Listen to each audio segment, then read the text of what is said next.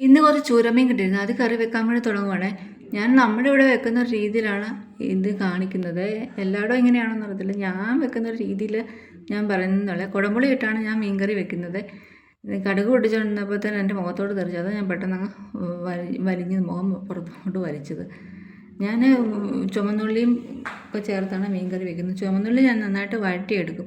വഴന്ന് കിട്ടുവാണെങ്കിൽ നമ്മുടെ മീൻ കറിക്ക് ചെറിയൊരു നല്ല കൊഴുപ്പുണ്ടാകും. അതുകൊണ്ട് ഞാൻ നന്നായിട്ട് വഴറ്റിയെടുക്കും.